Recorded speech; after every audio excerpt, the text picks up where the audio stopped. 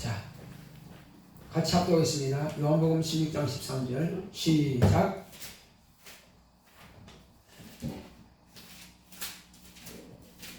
네, 다 폈죠. 그러하나 진리의 성령이 오시면 그가 너희를 모든 진리 가운데로 인도하시리니 그가 자의로 말하지 않고 오직 듣는 것을 말하시며 장래의 일을 너희에게 알리시리라. 그가 내 영광을 나타내리니 내 것을 가지고 너희에게 알리겠음이니라. 무릇 아버지께 있는 것은 다 내 것이라. 그러므로 내가 말하기를 그가 내 것을 가지고 너희에게 알리리라 하였노라. 조금 있으면 너희가 나를 보지 못하겠고 또 조금 있으면 나를 보리라 하시는데, 여기까지 보겠습니다. 자, 오늘 하나님의 말씀의 요약을 보겠습니다.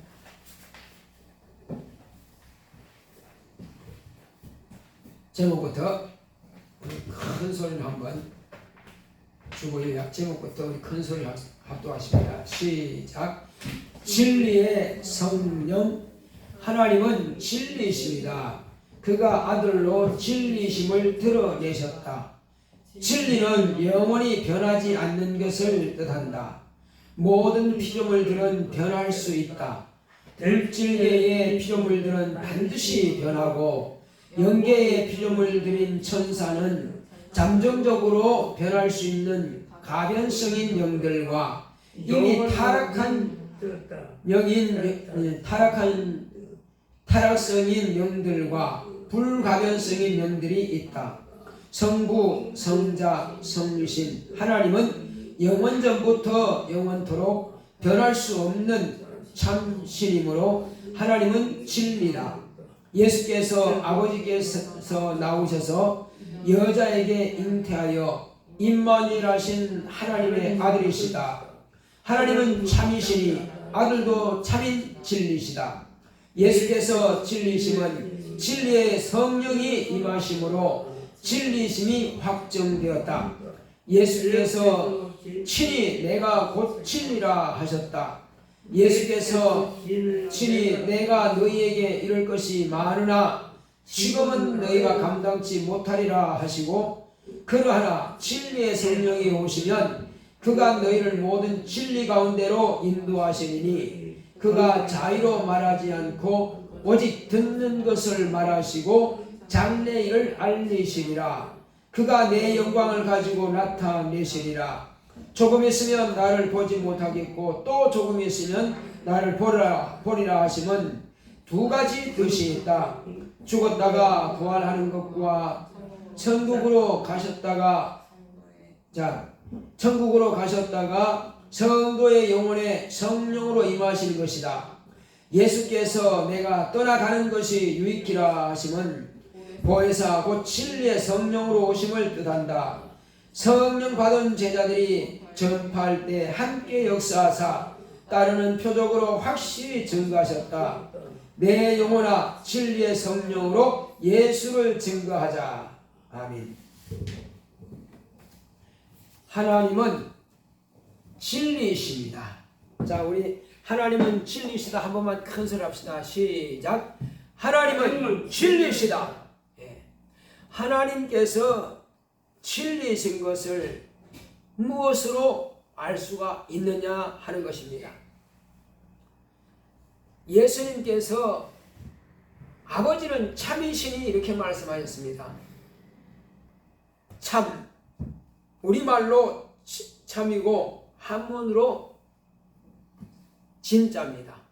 그러므로 진리 하면은 참을 곧 다스린다 이런 뜻이 있어요.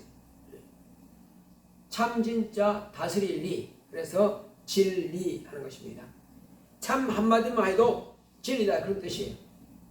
그러니까 이 참 곧 진리는 무엇을 뜻하느냐 하는 것입니다.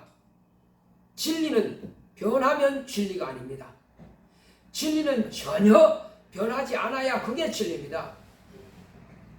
자, 그렇다면은 하나님 외에 진리가 있을까요? 또 하나님 말씀 외에 진리의 말씀이 있을까요?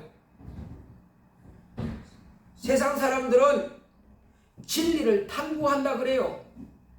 진리를 지금 탐구를 했는지 못했는지 모르겠지만은 대학교에서는 진리 탐구라고들 이렇게 말하고 있습니다.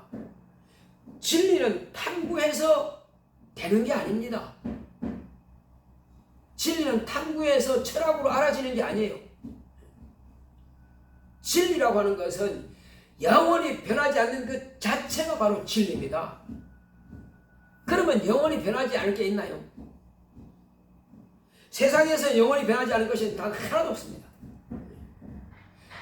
모든 피조물들은 다 변할 수 있는, 잠정적으로 변할 수 있거나 아니면 변합니다.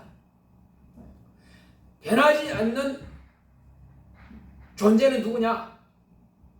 오직 지원받지 않은 하나님만이, 스스로 계시는 하나님만이 참이요, 하나님만이 진리입니다.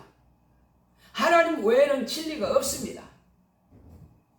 그러므로 진리하면은 이거는 아무에게나 갖다 붙일 수가 있는 게 아닙니다. 어떤 사물에게 진리라는 말을 갖다 붙일 수 없고, 더군다나 사람에게 진리라고 갖다 붙일 수 없습니다. 심지어는 천사도 진리가 될 수는 없습니다. 오직 진리는 하나님만이 진리입니다. 제가 왜 그런지를 제가 말씀드리겠습니다. 하나님은 영원전부터 영원토록 스스로 계시는 분이에요. 자존하시는 분이에요. 그러나 하늘 영계는 하나님의 손으로 지음받은 피조물입니다. 하나님께서 부리기 위해서 하나님의 아들이 저 하늘나라에 들어가실 때에 그 하나님의 아들을 수종들기 위해서 하나님께서 미리 천사들을 다 만들어 두신 겁니다. 그러므로 하늘 천사는 부리는 영으로서 구원받을 후사들을 섬기라고 보내심이 아니뇨라고 히브리서는 그렇게 말씀하고 있습니다. 모든 천사들은 다 부리는 영입니다. 천사가 섬김받는 천사는 없습니다. 모두가 부리는 영입니다. 모든 천사들은 하나님의 아들을 위해서 지원받았고 준비되었습니다. 하나님의 아들이 세상에 오셨다가 죽음과 부활을 경험하시고 하늘나라의 보좌에 올라가셨을 때에 이제 그를 섬기라고 그렇게 천사들을 창조하셨습니다. 자, 그런데 잠정적으로 변화될 수 있는 천사들이 있고 그걸 가변적인 천사라 그럽니다. 또 어떤 천사는 아예 타락한 천사가 있습니다. 이 타락한 천사는 타락성이라 그럽니다. 그러나 어떤 천사는 천사일지라도 타락하지 않고 가변되지 않은 그런 천사가 있습니다. 미가엘 천사장과 가브리엘 천사장은 하나님께서 그들을 창조하신 그대로 변하지 않고 영원토록 하나님을 섬기게 될 것입니다. 타락한 천사는 사단이라고도 하고 마귀라고도 하고 뱀이라고도 하고 용이라고 하더란 바로 세상에 쫓겨내려와서 세상 임금 노릇하고 있는 바로 그 타락한 천사, 그 타락성입니다. 혼자만 타락한 것이 아니라 그가 타락할 때에 그와 함께하던 모든 조직들, 하늘나라에선 하나님의 이름을 높이고 찬양하는 찬양대와 같은 엄청나게 많은 수가 한꺼번에 타락해가지고 전부 이 음부로 쫓겨내려온 것입니다. 그 천사들을 타락성이라 하는 것입니다.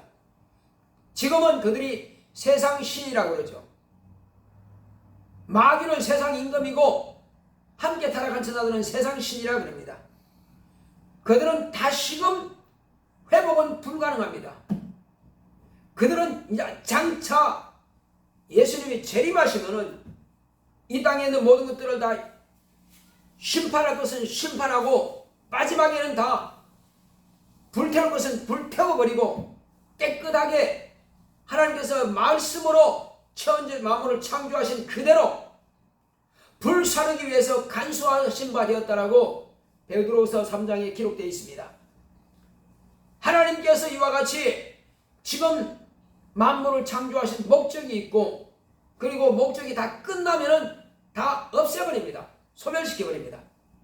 그리고 타락한 영들 이들은 불못에서 영영토록 고통을 받게 될 것입니다. 자, 그렇다면은 천사들은 가면성이 있고 타락성이 있고 또 타락하지 않은 감염되지 않은 천사가 있지만은 이 세상 만물들은 변하지 않을 것이 단 한 가지도 없습니다. 100% 다 변합니다. 왜? 창조했던 그대로의 그 만물들은 동일하게 불태워버리고 없애버리니까. 그래서 체질이 뜨거운 불에 녹는다는 말씀이 있어요. 체질. 이것도 체질이고 이것도 다 체질이에요. 그래서 이 체질이 다 녹아서 없어집니다. 어떤 학자들이 말이 하냐면은 탁구공처럼 작게 착 축소가 되어버린다는 것입니다. 그러니까 땅에 있는 모든 것들은 다 원소 결합인데 이걸 분해되어버리면 가스가 되는 것입니다. 가스는 불타서 소멸되는 거예요. 없어지는 거예요. 다이아몬드가 단단하지만은 그것 또한 하나님께서 지으신 피조물입니다. 아무리 단단해도 분해되어버려요. 단도가 없어집니다. 자, 그런데 이제 이 만물들은 다 소멸되지만은 그 안에 있는 타락한 영들은 불못에 들어가는 것이고, 그러면 사람들은 어떻게 되느냐? 사람들은 하나님께서 쓰시기 위해서 인간을 본래 창조하신 겁니다. 창조할 때부터 다른 만물들과 인간만 다른 것입니다. 다른 만물들은 인간이 이 땅에 존재할 때의 필요를 위해서 만드셨고, 인간은 하나님의 그릇으로 쓰기 위해서 만드신 겁니다. 그런데 모든 만물들은 창조한 그대로 갑니다. 물론 환경에 따라서 조금씩은 변화는 있습니다. 그러나 완전한 변화는 아니고 조금씩은 변화가 있지만은 그 중에서 나무라든지 풀이라든지 동물이라든지 환경에 따라서 약간씩은 변화가 있지만, 그러나 본래 그 본질은 변하지 않습니다. 본래 그 형태 자체는 변하지 않아요. 자, 그런데 인간만큼은 진화가 아니고 진보가 됩니다. 진화는 저절로 그렇게 되어진다는 것입니다. 이것이 사람의 학설이에요. 사람의 머리로 고안해낸 학설입니다. 그런데 저는 단호하게 말씀드리지만은 진화는 없습니다. 어떤 것도 새로운 모습으로 막 바뀌어지고 그건 없습니다. 물론 바이러스는 그런 것도 바뀔 수가 있으나, 그러나 본래 하나님께서 동물들을 만드신 것은 그렇게 되지 않습니다. 개는 개의 모습이 그대로, 닭은 닭의 모습이 그대로지, 물고기가 닭이 되고 닭이 뭐 원숭이가 되고 이런 것은 없다 이 말이에요. 중간에 지금까지 그런 진화된 것은 없습니다. 어떤 사람들은 뭐 과학적으로 뭐 이렇게 다 고고학적으로 말하지만 없습니다. 만약에 그것이 사실이라면은 인간도 계속 변화되어 가지고 뭔가 이제 수천 년 지났으니까 인간의 모습이 또 다른 모습으로 변화될 것입니다. 그러나 안 그렇습니다. 개는 개의 모습 그대로 지금까지 수천 년이 지나도 마찬가지고, 돼지는 돼지 모습 그대로입니다. 그래서 이런 학설은 가짜입니다. 단호하게 말씀드립니다. 성경에 기록된 말씀이 맞는 것입니다. 왜? 중간 단계가 없으니까.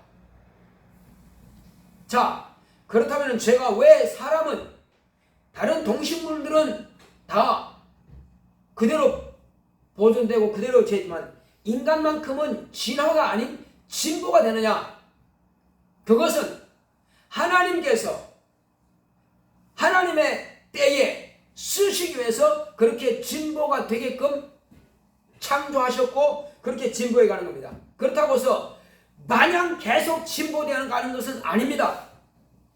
진보의 시작이 있고 진보의 끝이 있습니다. 성경이 말씀하는 것을 제가 말하는 거예요. 내 머리로 철학적으로 생각해서 나오는 말이 아니에요. 분명히 우리는 잘 알아야 될 것은요, 인간은 진보의 시작이 있고 진보의 끝이 있습니다. 그러면 처음 인간과 진보의 끝의 인간은 어떤 모습이냐? 외모는 똑같습니다. 흙으로 지음받을 때 처음 지음받을 때와 오늘날 우리 인류는 똑같습니다. 외모가 안 달라요. 똑같습니다. 그 똑같은 모습이 왜 그렇습니까? 하나님께서 하나님의 형상을 따라 하나님의 모양대로 하나님께서 사람을 창조하시니라고 말씀하고 있습니다.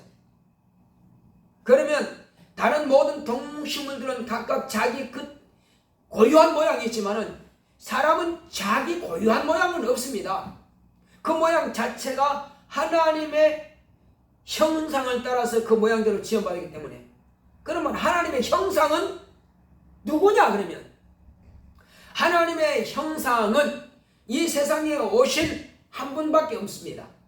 예수 그리스도가 하나님의 형상입니다. 형상하니까 뭘 말하는 거죠? 이렇게 질문하겠으나 제가 확실하게 말씀드립니다. 이 휴대폰의 형상은 휴대폰 그대로예요. 스탠드는 그대로고 이 보면대는 그대로 이 자체의 형상입니다. 그런데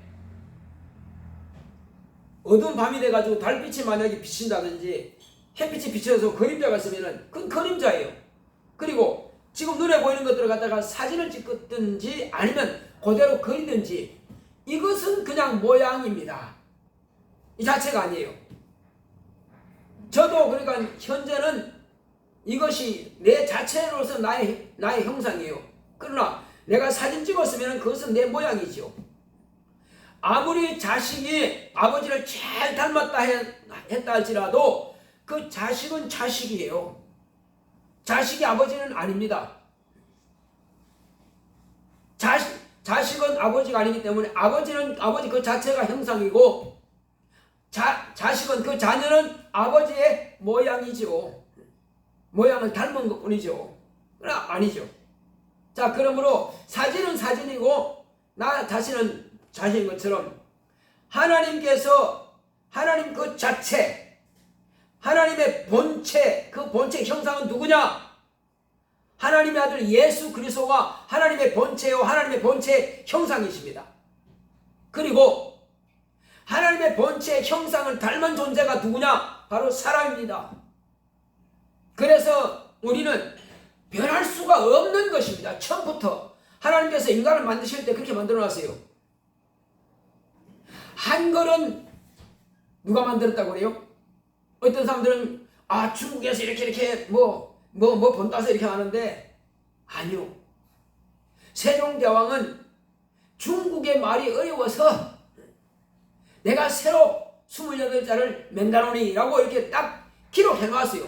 중국 사람들이 동국공정하든 무슨 공정한다 할지라도 그건 바꿀 수가 없습니다. 만드신 분이 이렇게 해놨으니까. 중국과하고 다르다고 딱 말씀해놨어요. 미리 딱 기록해놨어요. 그래서 못 바꾸는 겁니다. 이건 한글을 만드신 세종대왕님이 그렇게 딱 말을 해놨어요. 그러니 무엇으로 바꿀 수 없는 것입니다. 아무리 말해도요. 마찬가지로 성경의 기록이 인간이 무엇이 되고 이렇게 돼서 한다 할지라도 그 자체가 아니라는 것을 우리가 알아야 됩니다. 왜? 하나님께서 사람은 이렇게 해서 이렇게 만들었다고 우리를 만드신 분이 만드신 목적과 만들어진 그 과정을 다 말씀해 놓았기 때문에 누가 말해도 이것은 다르게 말하면 그것이 거짓말입니다. 그것이 거짓말이에요. 성경은 참말인 것입니다. 이제 무슨 뜻인지 아시겠죠? 인간은 짐승이 달라요. 짐승은 조금 이렇게 변형이 있다 할지라도 인간은 아니란 말이에요. 인간은 누구 닮았다고요? 참 사람 되시는 예수님을 닮은 존재예요. 그럼 아니, 예수님이 2000년 전에 오셨는데 인간은 그 전에 만드셨는데 어떻게 닮았다는 거예요? 그럼 누가 먼저라는 겁니까? 누가 먼저라는 거예요? 예수님이 먼저 계셨다는 것입니다. 예수님이 먼저 하나님 아들이 계시는데 그 모양 따라서 인간을 만드신 거예요. 만드셨는데 왜 그렇게 인간을 만드셨느냐? 그분이 눈에 보이지 않는 그분이 눈에 보이는 만질 수 없는 그분이 우리 만질 수 있는 분으로 나타내기 위해서 인간을 쓰기 위해서 이렇게 만드신 겁니다. 그래서 어떤 그 유리 같은 거 있죠. 유리 어떤 모양이 있어요. 거기다가 팍 찍습니다. 이게 물을 넣고 탁 집어요. 그러면 그 모양이 나옵니다. 또 무쇠라든지 이런 거 넣으면은 흙으로 이렇게 형태를 만들어 놔요. 그리고 그 사이에다가 쇳물을 부어가지고 만들어냅니다. 똑같은 겁니다. 사람을 먼저 만들어 놓고 형태를 만들어 놓고 하나님의 말씀을 거기다가 집어넣어서 그 모양 그대로 나오도록 하시는 겁니다. 본래 그 모양이에요. 그래서 여자의 몸이라고 하는 것은 왜 필요하냐? 본래 계시는 하나님의 아들이 하나님의 모양을 세상에 나타내기 위해서 여자가 필요했던 것입니다. 그래서 인간을 만드신 거예요. 인간을 만드신 목적이 바로 그겁니다. 자, 그렇게 해서 흙으로 하나님께서 먼저 만드셨습니다. 그리고는 요거는 1차적입니다. 그 다음 좀 더 진보가 있습니다. 뭔 진보가 있습니까? 흙으로 만든 사람에게 하나님께서 생육하고 번성하게 땅에 충만하라. 충만한 수가 있을 때에 그 한 사람만 택해가지고 하늘에서 만드신 영을 그에게 부으셨습니다. 부어가지고 뭐 하셨다? 그 영을 부으셔가지고 이제 생명이 되게 하신 겁니다. 생기를 부으라고 생명이 되었습니다. 생명이 된 사람은 왜 하느냐? 장차 하나님의 아들이 오시는 길이 되기 위해서는 반드시 영적 존재입니다. 왜? 하나님의 아들이 말씀 영, 곧 영이 몸이 되셨기 때문에 그러기 위해서는 영적인 존재를 통해서만 하나님의 아들이 잉태할 수가 있습니다. 그래서 영적 존재가 되게 하신 거예요. 자, 영적 존재는 육체는 식물만 먹으면 되지만 영적 존재는 이제 식물만 먹으면 되는 게 아니란 말이에요. 영적 존재는 영이 살아야 되기 때문에 하나님의 말씀을 받아야 됩니다. 계명을 받아야 돼요. 자, 지금은 하나님의 말씀을 감상하지 마시고 하나님의 말씀을 잘 드시기 바랍니다. 입으로 먹는 것이 아니라 어디로 먹어요? 눈으로 먹어요? 코로 먹어요? 하나님 말씀 어디로 먹어요? 지금은 귀를 통해서 그 말씀이 들려옵니다. 그런데 눈도 열어야 귀도 들립니다. 눈을 닫고 있으면 귀도 닫혀요. 잘 집중하시기 바랍니다. 여러분들이 저 말은 다 아는데 뭐 알지만은 제가 사람의 진보를 제가 말씀드리기 위해서 말씀하는 거예요. 말씀드린 겁니다. 자, 그렇게 해서 하나님과의 영원한 관계가 이제 맺어지기 위해서 계명을 주시는 겁니다. 하라 하지 말라고 하는 그 두 가지 계명이 있는데 여기 첫 번째 계명을 하지 말라는 말씀으로 계명을 주셨습니다. 그 계명을 그대로 지키면은 영원히 사는 것이고 지키지 않았을 때는 영원히 죽는 것입니다. 하나님께서 생명과와 선악과를 만드신 목적은 여기에 있는 것입니다.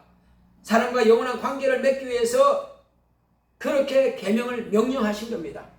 가장 쉽고 가장 지킬 수 있는 그 부분을 하나님께서 만들어 놓으신 거예요. 계명은 어려운 것이 아닙니다. 자, 그렇지만은 인간이 범죄함을 인해서 죄가 들어온 것입니다. 이 죄가 들어왔다는 그 자체가 어떤 면으로 보면은 믿음으로 보지 않으면은 절망이고 좌절이고 망할이고 사망입니다. 그러나 믿음의 눈으로 보게 되면은 장차 이 일로 인하여서 우리가 하나님의 은혜 받을 수 있는 기회가 되는 것이고 하나님의 자녀가 될 수 있는 기회가 되는 것이고 하나님과 영원한 관계가 돼서 예수 그리스도의 신부가 될 수 있는 기회가 열리는 것입니다. 그래서 지금 당장에는 내가 죄를 지었으니 어떻게 하겠지만은 그러나 이로 말미암아서 하나님의 아들을 피를 힘게 되고 이로 말미암아서 내가 하나님의 생명으로 살 수 있는 기회가 제공된다는 것입니다. 그냥 그대로 죄 안 지고 그대로 있었다면은 죄 안 질 수 없겠으나 죄를 안 지고 그대로 있었으면은 그냥 피조물로서만 하늘에 들어갈 것입니다. 그러나 영원한 관계를 맺기 위해서는 하나님께서 아들을 보내셔야 되고 아들이 인간의 죄를 대속의 죽임을 당하셔야 되게 되어 있습니다. 이렇게 해서 마귀는 자기 꾀로 뭔가 아담을 속이고 하나님의 아들을 속이고 그리고 하나님의 아들을 죽이고 이렇게 했으나 그는 스스로 자기가 멸망의 길을 자초한 것이고 이제 심판을 받는 일에 자기가 스스로 그렇게 한 것입니다. 그렇게 해서 마귀는 스스로 하나님의 아들을 속이고 죽이고 그렇게 해서 결국은 누굴 속인 겁니까? 자기를 속인 겁니다. 결국은 자기 자신을 죽인 겁니다. 마귀는 자기 자신을 지옥에다가 던져버리는 그 역사를 한 거예요. 하나님의 아들은 어차피 오셨던 길을 여기서 죽음과 부활을 통해서 하늘 가야 되는데 그 마귀는 스스로가 그렇게 자기가 악한 짓을 저지르다 보니까 그렇게 가는 거예요. 인간은 그렇게 해서 마귀에게 속아서 죄를 지었지만은 결과적으로 하나님의 아들이 인간의 죄를 담당하심으로 우리는 죽지 않고 살게 된 것이고 그리고 당한 자는 마귀밖에 없는 거예요. 사실 지옥 갈 자는 마귀밖에 없는 것입니다. 그런데 오늘날 이 사실을 아는 사람은 생명 얻는 것이고 모르면 생명 얻지 못하고 마귀와 같이 가는 것이고 또 알고도 이것을 믿지 않으면 마귀와 같이 망하는 것이고 이 사실을 믿고 의지하면 영생 얻는 것이에요. 자, 이렇게 해서 이제 영적 존재가 된 사람이 하나님께서 이 일을 쓰기 위해서 네 자손을 통해서 대적의 문을 얻을 자가 올 것이다. 또 네 자손은 이 뱀의 머리고 사단의 권세를 빼앗을 것이다. 하나님께서 이것을 말씀하신 거예요. 그러므로서 여자의 후손으로 오신 하나님의 아들을 통해서 이제 인간은 마귀를 심판하는 하나님이 오셨고 인간은 그로 말미암아서 믿음으로 구원받게 되는 거예요. 자, 이제 첫 번째 단계가 지나고 그 다음 단계는 뭡니까? 하나님께서 사귐에서 첫 번째 계명에서 범죄하여서 관계가 끊어졌으나 그렇다고 포기하고 버리는 것이 아니라 그 다음 단계로서 아브라함이라고 하는 믿음의 조상을 택하였습니다. 믿음의 조상을 통해서 네 씨로 말미암아 천하 만민이 복을 받을 자가 올 것이다. 그리고 내 씨로 말미암아 대적의 문을 얻을 자가 올 것이다. 약속하신 겁니다. 그래서 아브라함과 이삭과 야곱의 자손 12지파를 통해서 이제 과거에는 하나님과 원수였던 그 사람이 이제 하나님의 백성으로 택함을 받게 됩니다. 전체가 아니고 이스라엘 백성들만 아브라함의 자손들만 하나님의 백성으로 택하는 겁니다.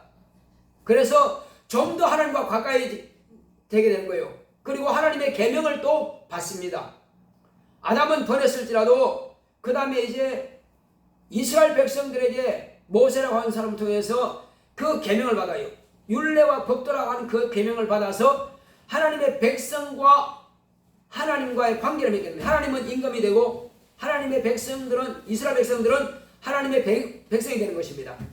이제 하나님의 백성의 신분까지 끌어올려진 겁니다. 이제 그래서 하나님의 율례와 법도를 지키게 되면은 하나님의 백성까지 되는 거예요. 이제 자, 이 백성이 되고 나서 약 몇 년 후 1500년이 지난 이후에 하나님의 아들이 비로소 세상에 오시게 된 겁니다. 세상에 오셔서 율례와 법도가 다 끝났을 때쯤에, 침례로부터 끝났을 때쯤에 하나님의 아들이 오서 진리의 말씀을 선포하십니다. 그 전까지는 천국과 지옥에 대해서는 아무도 말해준 적 없습니다. 그리고 하나님 아버지에 대해서 말한 자가 아무도 없습니다. 예수가 하나님이신 것을 말한 자가 없었습니다. 그리고 진리의 성령에 대해서 말한 자가 없습니다. 예수님께서 최초로 천국과 지옥에 대해서, 하나님 아버지에 대해서, 독생하신 하나님 당신 자신에 대해서, 진리의 성령에 대해서 이 5가지를 잘 말씀해 주신 겁니다. 이 말씀을 듣고 믿는 사람들은 하나님의 자녀가 되는 권세를 얻게 되는 것입니다. 믿고 그렇게 순종하는 자, 어떻게 해요? 물과 성령으로 거듭나는 겁니다. 예수께서 내 죄를 담당하셨다는 사실을 믿고 예수를 영접해 드리고, 그리고 그 말씀에 순종해서 침례를 받고, 그리고 예수님께서 가시기 전에 말씀하신 대로 내가 세상에 있는 것보다 떠나가는 것이 너희에게 유익하다, 그렇게 말씀하신 것은 왜 유익합니까? 이 자리에 그냥 그대로 계신다면은 우리는 그냥 백성일밖에 없단 말이에요. 그리고 예수 만난 사람만 구원받는 거예요. 만나지 못하면 구원받지 못합니다. 그래서 온 세상 천하 만민들이 다 구원받을 수 있는 기회, 그리고 하나님의 자녀가 될 수 있는 기회는 예수님께서 떠나가셔야 돼. 예수님 이 땅에 계실 때는 아무도 예수를 증거할 수가 없어요. 왜? 언제든지 획가닥 바뀔 수 있기 때문에. 그러나 내가 떠나가는 것이 유익하다. 왜 그럴까요?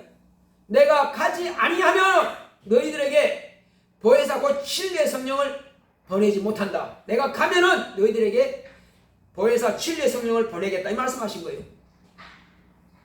그래서 성령을 받으라고 하신 겁니다. 이제 다시 또 업그레이드가 되기 시작합니다. 처음에는 흙으로 사람 지원받은 그냥 피조물, 죽으면 끝나는 것. 그 다음에는 영을 받아서 영원히 사는 영적 존재. 그 다음에는 하나님의 백성. 그 다음에는 하나님의 자녀까지 계속 진보가 되고 있죠. 진보가 돼요, 안 돼요? 계속 진보가 되는 것입니다. 자, 그렇게 해서 이제 예수님께서 죽음과 부활을 통해서 하늘로 가시고, 제자들을 통해서 약속하신 대로 예루살렘은 떠나지 말고 내가 약속한, 아버지께 구한 약속한 것을 너희들이 받을 때까지 예루살렘에서 기다리라. 그리고 복음은, 구원은 예루살렘으로부터 시작된다. 유대인으로부터 시작된다. 말씀하신 것처럼 그들이 다 갈릴리 사람일지라도 복음 전파는 갈릴리 유대로부터 시작된 겁니다. 그들은 유대인입니다. 그렇게 해서 복음 전파가 시작되었고, 비로소 언제? 주님께서 올라가시고 나서 내가 속히 올 것이다. 속히 오신 것이 바로 성령으로 오신 겁니다. 그래서 예수님이 살아계실 때는 옆에서 만난 자만 예수를 만났으나 올라가시고 나서는 수백억이든 수천억이든 누구든지 다 성령을, 예수를 믿기만 하면 성령을 모셔. 성령을 모신 사람은 다 예수를 경험하게 되는 것입니다. 그리고 예수님께서 하시는 일을 동일하게 할 수가 있어요. 그러므로 예수님의 분신이라고까지 말할 수 있습니다. 예수님께서 성령 받기 전에는 아무에게도 진리를 말씀하신 적 없습니다. 그래서 예수님께서 침례함으로부터 성령을 모시고 나서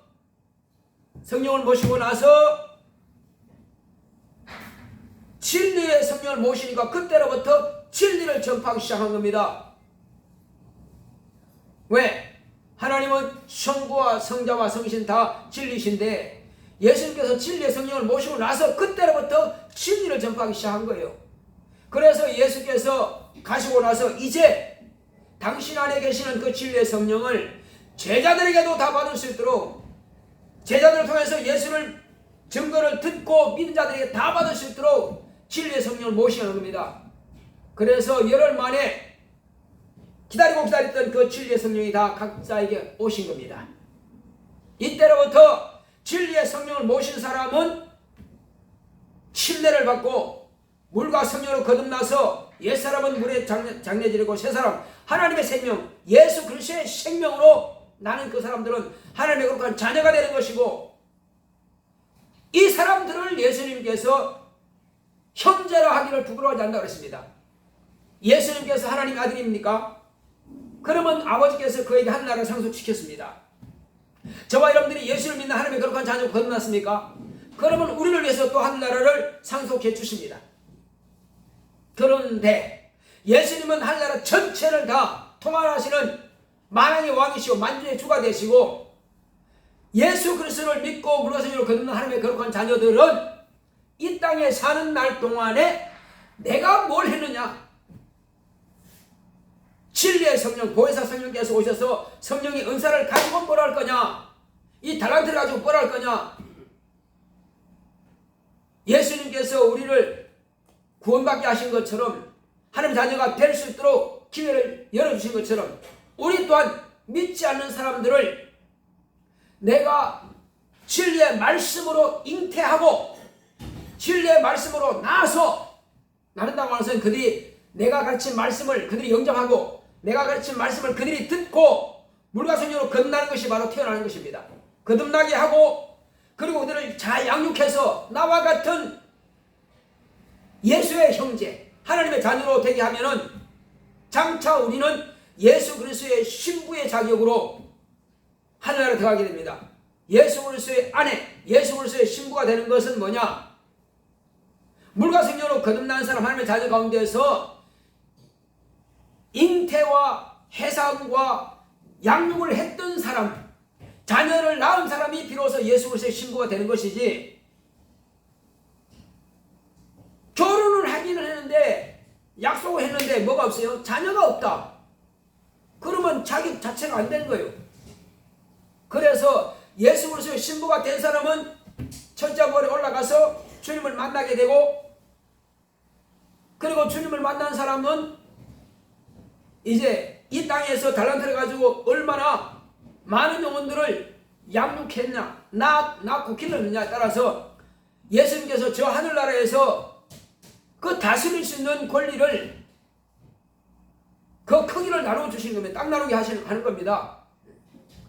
이스라엘 백성들의 숫자가 많으면 유대지파가 많다 그러면 유대 땅을 큰 것이고, 베냐민 지파가 적다 그러면 베냐민 지파만 이거 땅이 적은 겁니다. 왜? 숫자가 적으니까.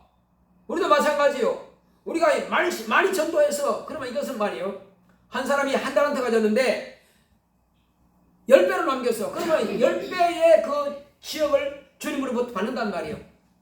각각 다 신부를 할지라도 받는 양은 달라요. 이것이 바로 지혜로운 사람에게 가능하단 말이에요. 그런데 잉태해본 적도 없고 낳아본 적도 없고 양육해본 적도 없고 아무도 내가 낳은 적이 없어. 그럼 문제가 되는 것입니다. 내가 당신 신부가 맞죠? 그럼 자녀가 있어요? 없는데요. 그러고도 너가 어떻게 나한테 자녀라고 할 수 있겠느냐? 그래서 예수님 이 성경 말씀 이런 말씀이 있습니다. 5 처녀가 있는데 10처녀가 있는데 5 처녀는 기름을 준비했다. 성령 충만하여서 신랑을 맞을 준비를 다 했단 말이에요. 5 처녀는 등은 준비했지만 기름이 없어. 기름 떨어져 버렸어요. 그래서 사러 갔습니다. 기름 준비하고 등을 준비한 사람은 신랑 왔을 때 그때 맞이했습니다. 근데 5 처녀는 기름 준비해가지고 오는데 문이 닫혀버렸어요. 그래 주여 문 좀 열어주소서 했을 때 네가 누구냐? 나는 도무지 너 모르겠다. 그렇게 하신다는 거예요. 왜 그럴까요? 그것은 준비를 하지 않았다는 거예요. 이것은 비유인데 뭘 비유하는 겁니까? 우리가 이와 같이 예수 그리스도의 신부로서 준비했으면은 하늘나라를 못 들어간다는 거예요. 우리는 들어가기는 하되 하늘나라에 가서 신부로서의 그 자격이 과연 주님께서 그래 너는 내 신부야 그렇게 하겠느냐 말이에요. 이런 말씀이 있습니다. 자, 내가 아버지와 천사들 앞에서 땅에서 나를 시인한 자들은 저를 시인할 것이요 내가 너를 안다고 시인할 것이요. 근데 사람들 앞에서 나를 시인하지 않는 자를 내가 천사들과 아버지 앞에서 나는 그를 모른다 하리라 시인하지 않겠다는 거예요. 보통 문제가 아닙니다. 주님이 나를 모르면 심각한 문제란 말이에요. 주님이 모르는데 그러면 신부가 될 수 있겠어요? 될 수가 없죠. 그래서 우리는 이게 보통 문제가 아니네. 구원은 천국은 갑니다. 예수의 피공로가 있으니까 천국은 가는데 하나님의 자녀는 되는데 예수의 신부는 될 수 없고 하늘에서 왕노릇은 할 수 없단 말이에요. 다 천차만별이요. 그래서 영광을 받는데 어떤 사람은 해의 영광, 어떤 사람은 달의 영광, 어떤 사람은 별의 영광, 어떤 사람은 별의 영광 다 다르단 말이에요. 어떤 영광을 받고 싶으냐? 어떤 땅을 받고 싶으냐? 어떤 그 위치를 주님과 함께 하고 싶으냐? 그래서 주님이 죽으신 것처럼 목숨을 다하기까지 하나님의 자녀를 해산하고 생산하고 양육하기 위해서 자기 목숨을 버린 자는 하나님께서 그 나라에서 멸류관을 씌워주실 것이고 위급해서 나 모른다고 부인했을 때는 나도 너를 모른다는 것입니다. 갈 수가 없다는 것입니다. 그래서 우리는 이 땅에 사는 날 동안에 그리스도의 신부 수업을 잘 해야 됩니다. 신부로서의 준비를 잘 해야 되는 것입니다.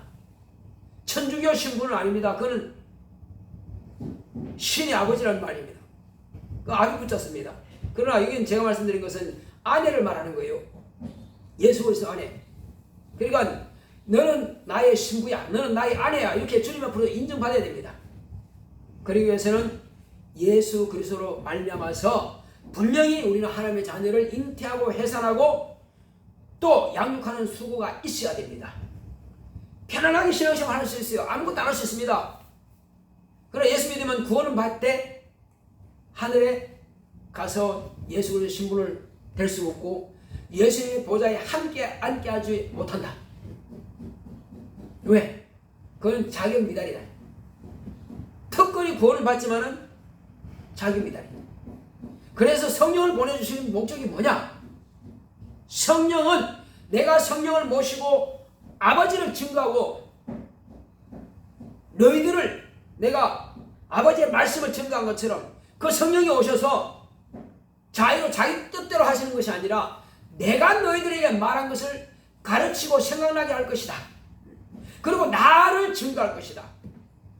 예수를 변화하고 예수를 증거하려면 반드시 진리의 성령을 모셔야 되고 그리고 진리의 성령을 감동받아서 증거를 해야 그래서 그 다음이 있는 것입니다. 상이 있는 것입니다. 제가 분명히 말씀드립니다. 해 아래서 수고하는 모든 수고는 헛되다고 전도자 솔로몬이 말한 것입니다. 내가 해 아래서 수고한 모든 것은 다 헛되다. 그래서 해 아래 수고한 것은 다 불타 없어질 것들이지만 그러나 예수 안에서 내가 수고한 모든 것들은 하늘에서 다 받는다. 그리고 이렇게 수고하고 애쓸 때에 필요한 도구도 하나님께서 마련해 주신다. 예수님께서 하나님의 말씀, 진리의 말씀은 성령의 검이라고 그랬습니다. 이 성령의 검을 날카롭게 잘 사용할 수 있는 것이 뭐냐? 지혜와 지식과 총명합니다. 이것 성령께서 우리에게 주십니다. 그리고 이 일을 할 때에 마귀와 귀신이 미혹애들이 방해할 것입니다. 그러면 우리는 기도해서 권세를 받아가지고 귀신을 쫓아내고 병든 자를 고치고 영을 분별하고 이렇게 해서 성령의 은사를 가지고 악한 이 음부의 세계를 막 쳐내려가는 것입니다. 그러면 이와 같이 예수 그리스도의 진리의 말씀으로 세워진 교회는 음부의 권세가 이기지 못한다고 했으니 성령 충만한 자를 누가 감히 당해낼 수 있습니까? 마귀도 손 못 대고 귀신도 손 못 댑니다. 감당이 안 돼요. 그거는 하나님께서 직접 쓰시고 하나님께서 직접 관리하시고 하나님께서 직접 보호하시니 마귀가 뭘 할 수 있어요? 저는 나에게 관계할 것이 없느니라 주님께서 말씀하신 거 아시죠? 그렇습니다. 내가 떠나가면은 악한 자가 세상 임금이 올 것이다. 그러나 저는 나에게 관계할 것이 없느니라. 마귀는 나에게 대해서 손대지 못한다. 한마디로 너 터치라. 손대지 마라. 이는 내 것이다. 얘는 내 아내다. 손대지 마라. 주님의 아내는 아무도 손 못 댑니다. 그리고 내가 너에게 능력 주고 권세를 주고 영감을 주시고 지혜를 주시고 또 필요하냐? 물질도 채워주겠다. 또 네가 복음 전할 때 권세가 필요하냐? 권세도 주겠다. 복음을 전도할 때 필요하다면 주님께서 아낌없이 퍼주겠다는 거예요. 이것이 주님께서 우리에게 주시겠다는 약속입니다. 무엇이든지 두려워하지 말고 무엇이든지 내 이름으로 구하면 내가 시행하리라. 내 이름으로 아버지께서 주실 것이다. 이렇게 주님께서 우리에게 약속하신 겁니다. 그러니 우리는 두려워할 것도 없고 염려할 것도 없고 필요할 때마다 그때마다 구해서 쓰면 되는 것입니다. 할렐루야. 이것이 자녀의 권세예요. 이것이 예수 그리스도의 신부예요. 여러분, 아무나 예수 그리스도의 아내가 되는 게 아닙니다. 아내 될 자격은 다 누구든지 주어졌으나 그러나 아내로서의 일을 해야 아내가 되는 것입니다. 이제 주님께서 재림하실 때는 그때 호련히 무덤에 있는 자 곧 낙원에 있던 자들이 순식간에 부활해서 주님을 만나러 올라갈 것이고 지금 살아있을 때에 예수님께서 오는 사람들은 영접한 사람들은 그때 순식간에 신령함으로 부활해서 하늘로 올라갈 텐데 지금 신부로서 신부 수업을 하지 않고 준비하지 않은 사람들은 그때 주님을 만날 때 뭐라고 했습니까? 네가 누구냐 이렇게 말하면 곤란하단 말이에요. 그래서 수고했다. 네가 전도하느라고 네가 나를 증거하느라고 부모로부터 핀잔도 듣고 가족들로부터 핀잔도 듣고 욕도 먹고 친구들로부터 외면도 하고 그래 네가 그 고통의 눈물을 내가 닦아주겠다. 예수님께서 눈물을 닦아준다는 것입니다. 그리고는 너 내 옆에 앉으라 이렇게 말씀하신다는 거예요. 어떤 사람이 되겠습니까? 지금 당장에는 지금 괴롭고 이렇게 힘드니까 전도 포기하고 있다가 그때 가서 네가 누구냐? 너는 저리 가 있으라. 그런 말씀 듣는 것이 아니라 우리 집사님처럼 열심히 전도하고 말이야 수고하고 애써 그렇게 해서 많은 영혼들이 주님 앞에 이끌어낸다면 우리는 얼마나 그때 천사들과 많은 사람들 앞에서 우리가 부름이 되겠어요. 이 땅에서 여러분 지혜가 필요합니까? 주님 일하시기 바랍니다. 그리고 주의 말씀을 잘 배우시기 바랍니다. 성경 열심히 읽으시기 바랍니다. 그리고 간절히 기도하시기 바랍니다. 하나님 나를 쓰시옵소서. 그리고 내게 지혜를 주시고 능력을 주시고 환경을 열어주시고 때를 따라서 권세와 능력도 주시고 때를 따라서 내게 물질도 주셔서 필요할 때마다 그 물질도 사용하고 필요할 때마다 그 지혜를 사용하고 필요할 때마다 그 능력도 사용해서 하나님 살아 역사하심을 나를 통해서 나타내시옵소서 기도한다면 반드시 주님께서 우리를 쓰실 것입니다. 할렐루야. 자, 우리 시간 기도할 때 주여 내가 예수 그리스도의 신부라면은 내게서 그런 권세와 능력이 있고 지혜가 있어서 담대하게 부끄러워하지 않고 민망하지 않고 소심하지 않고 주의 말씀을 증거하겠사오니 나를 쓰시옵소서. 다 같이 기도하겠습니다.